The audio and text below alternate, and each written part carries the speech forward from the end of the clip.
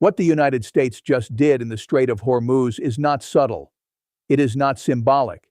And it is not just another press statement meant to calm oil markets for 24 hours. Washington has shifted from talking about the crisis to redesigning the pressure map of the entire waterway. And if you only look at the headlines, you are going to miss how brutal this actually is. Because the move is not simply that American warships entered the strait. It is not simply that U.S. forces began mine clearance operations. And it is not simply that Washington threatened Iran with consequences if the Revolutionary Guards opened fire. The real move is that the United States has now separated the Strait of Hormuz into two completely different realities at the same time. One reality is supposed to reopen for global commerce. The other is supposed to close directly around Iran. That is the part the IRGC may not have fully expected. Stay with me, because this story has three levels. First, what the United States actually did in concrete military terms to begin unlocking Hormuz. Second, why that move is so punishing for Iran even if not a single shot is fired. And third, why this changes the strategic game from "Can Iran choke the world?" to "Can Iran survive being isolated inside the very choke point it tried to weaponize?" Let's start with the first level, because the details matter here. U.S. Central Command announced that it had begun setting conditions to clear mines in the Strait of Hormuz. Two U.S. Navy-guided missile destroyers, the USS Frank E. Peterson and the USS Michael Murphy, transited the strait and operated in the Arabian Gulf as part of that effort. CENTCOM said the purpose was to establish a new passage and then share that safe pathway with the maritime industry to encourage the free flow of commerce. It also said more forces, including underwater drones, would join the mission. That is not rhetoric. That is the beginning of a practical route reopening operation. Reuters independently confirmed that the U.S. military said two of its warships sailed through the strait as part of a plan to start removing mines from one of the most important conduits in the global oil trade. So right away, this is not a theoretical discussion anymore. The U.S. is no longer just warning Iran. It is physically moving assets through the choke point and preparing to shape maritime traffic around a safe corridor. Now layer 2 onto that. The next day, CENTCOM announced something even more consequential. It said U.S. forces would begin implementing a blockade of all maritime traffic entering and exiting Iranian ports and coastal areas. But here is the critical line.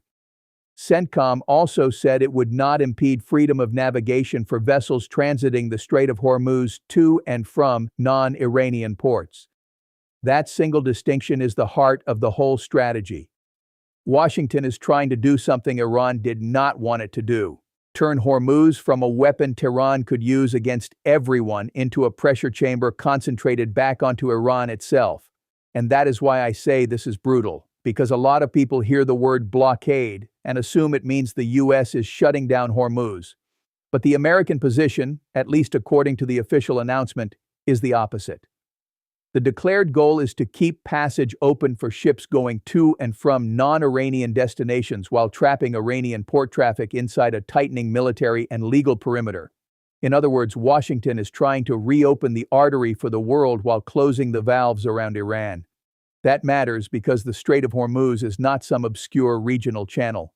About 20% of the world's oil and liquefied natural gas usually passes through it.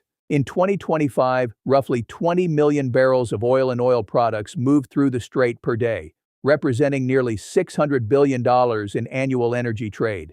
Around 20% of global LNG moves through it too, especially from Qatar and the UAE. Roughly 3,000 ships normally transit the strait each month. This is not just a shipping route. It is one of the central pressure points of the world economy. That is why the disruption has been so destabilizing. BBC reporting says ship traffic through the strait collapsed during the hostilities, with daily traffic down by about 95% after the conflict began. More recently, BBC Verify tracked only 23 vessels transiting the strait after ceasefire talks broke down, compared with an average of 138 ships per day before the conflict. It also cited expert estimates that nearly 800 ships have effectively been stuck, many of them fully loaded. So when the U.S. talks about reopening a safe pathway, this is not a cosmetic move. It is an attempt to restart a global artery that had been reduced to a nervous trickle. Now think about the IRGC's old advantage. Tehran did not need to sink every ship to create leverage. It just needed to make passage dangerous, uncertain, expensive, and insurable only at absurd cost. Iran's drones, missiles, fast attack boats, and the possible presence of mines created a situation where shipping companies and governments started acting as if the strait were functionally closed. That is a classic asymmetric play. You do not have to dominate the sea lane. You just have to poison the risk calculation. So what is the U.S. answer? It is not to magically remove every threat overnight. Reuters, BBC, and maritime experts all stress that securing Hormuz is vastly harder than securing the Red Sea, and even the Red Sea mission consumed massive res without fully restoring confidence. Hormuz is narrower, more strategically critical, and sits within reach of Iran's more capable military forces.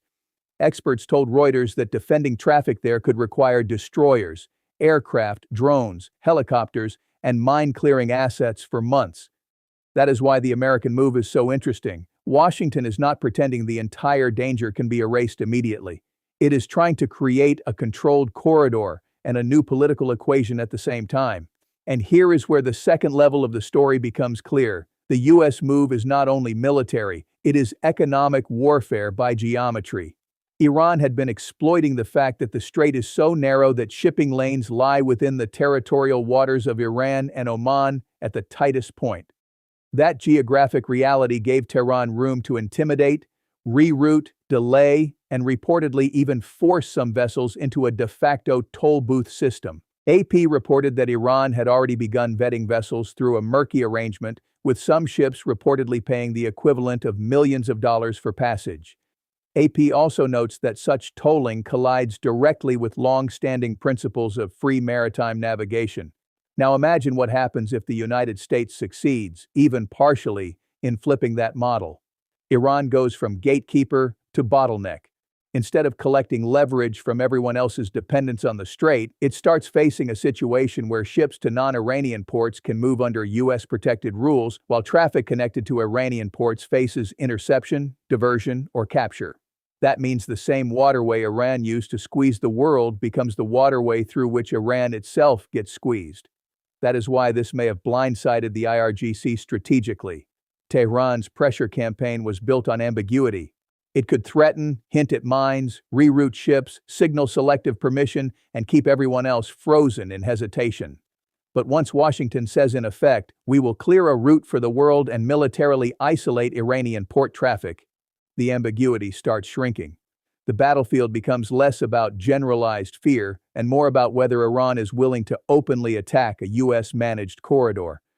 That is a much sharper choice and a much more dangerous one for Tehran. And if Iran does attack, it risks proving the American case. If it does not attack, it risks watching its leverage evaporate. That is the trap. Now let's go deeper, because the third level is where this gets even bigger than shipping. The U.S. is not just trying to escort ships, it is trying to rewrite incentives for everyone around the Gulf. The Gulf producers need the strait open, badly. Saudi Arabia, Qatar, the UAE, Iraq, Kuwait, all depend on the waterway to different degrees. There are pipelines that can bypass part of Hormuz, but not enough to replace what the strait carries.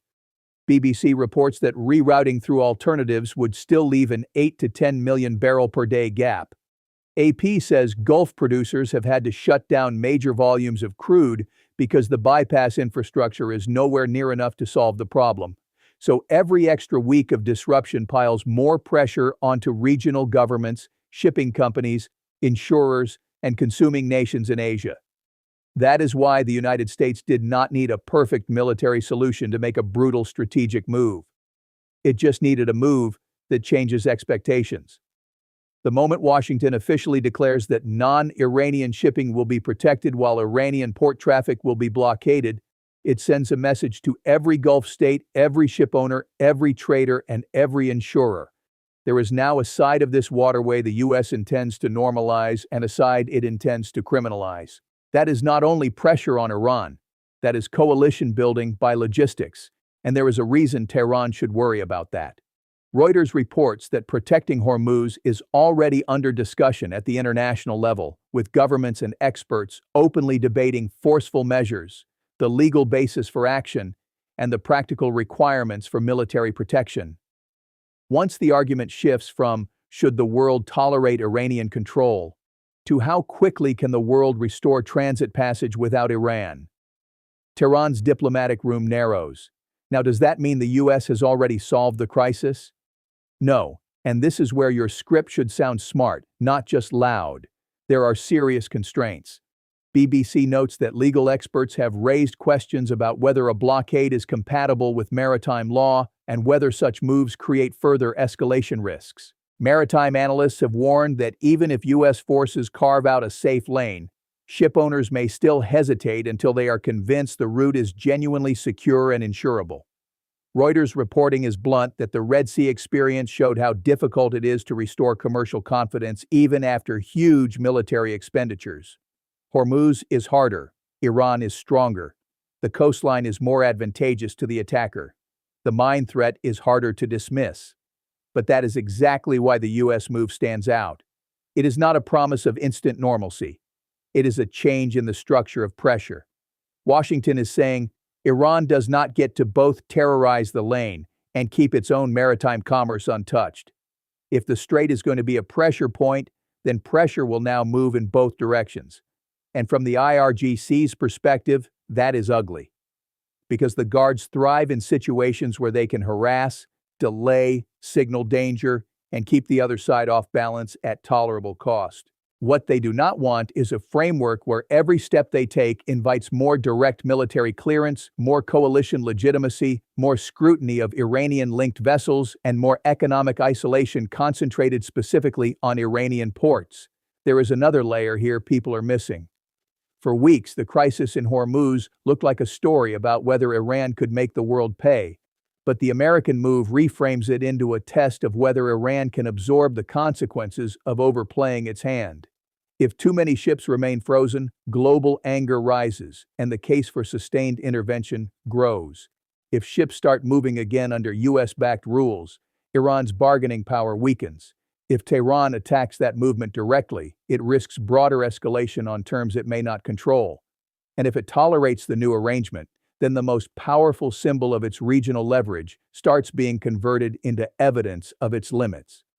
That is why this is so brutal. Not because it looks dramatic on television, though it does. Not because destroyers moving through a choke point are unusual, though they matter. It is brutal because it attacks the logic of Iran's strategy itself. Iran wanted selective control. The US answer is selective denial. Iran wanted the world to feel trapped. The US answer is to make Iran feel contained. Iran wanted everyone to negotiate around its threats. The US answer is to operationalize a route that treats Iranian-linked maritime traffic as the exception rather than the rule. And there is a psychological component too. BBC Verify reported that the IRGC Navy published what it said were the permitted routes through the strait to avoid possible collision with sea mines, even marking a dangerous area in the middle of the channel. Think about what that means symbolically. Iran had positioned itself as the authority declaring where danger was and where safe transit might be tolerated. The US mine clearance mission is a direct challenge to that role. It says, effectively, that Tehran does not get to define safe passage by threatening the water and then offering selective relief from the threat it created. That may be the hidden heart of the story. The United States is not merely trying to move ships, it is trying to seize back authorship of normality in Hormuz. And that matters globally, because once a major power successfully normalizes the idea that a state can extort transit through a strategic strait, the precedent does not stay in the Gulf. AP notes that experts are already worried about what such a precedent would mean for other choke points around the world. If Hormuz becomes a toll booth or a coercive permission system, then every other strategic corridor starts looking more vulnerable to the same logic. So when the US acts here, it is defending more than an oil route. It is defending the principle that narrow seas connecting the world economy cannot be turned into a hostage note. Of course, principles alone do not move tankers. Military credibility does. And this is where the current American posture matters. CENTCOM's announcements were not vague. They named ships, they described the mission, they instructed mariners to monitor notices and contact U.S. naval forces. That level of operational specificity is how you tell the commercial world that this is no longer just geopolitics in the abstract. It is an attempt to impose order at the level of route planning, bridge-to-bridge communication, and physical control. And if that sounds procedural, good, because procedure is how maritime power becomes real. Routes, notices, escorts, inspections, mine clearance, channel control. That is what turning a headline into a corridor looks like. Now step back and look at the wider picture. For all the drama in this crisis, the U.S. may have found the one response that is both sharp and strategically coherent. Not a full closure, not passive deterrence, not endless warnings. Instead, clear the mines, define a safe passage, preserve navigation for non-Iranian shipping, and directly squeeze the maritime flows tied to Iran. That is a much more punishing answer than simply shadowing tankers and hoping insurers calm down. Will it work completely? We do not know yet. Shipping confidence may take time to recover. Iran may still probe the corridor. Insurance markets may remain cautious. Mine clearance is slow, dangerous work. Reuters is right that even months of effort may be needed before the IRGC threat is truly eroded. But the strategic surprise is already here. The United States has shifted the argument. The question is no longer simply whether Iran can menace Hormuz. The question is whether Iran can keep doing that after Washington has begun building a system designed to reopen the strait for everyone except Tehran's own maritime network. That is the part the IRGC likely did not want. That is the part global markets were waiting to see. And that is the part that could define the next phase of this crisis. Because if even a limited U.S. protected flow begins to expand, then Iran's core leverage starts to rot from the edges inward. First a lane, then a pattern, then a new expectation, then a new normal. And once that starts happening, the side that tried to weaponize uncertainty becomes the side trapped inside it. That is why this move matters so much. Washington did not just send ships, it sent a message in operational form. The Strait of Hormuz will not remain a one-way instrument of Iranian coercion. If Tehran insists on turning the world's most important energy choke point into a battlefield, the United States is now trying to make sure the economic and strategic costs boomerang straight back onto Iran. And if that process is really beginning now, then what happened in Hormuz is bigger than a transit, bigger than a blockade notice, and bigger than 1 week of headlines. It may be the moment the entire logic of the crisis started turning against the force that created it.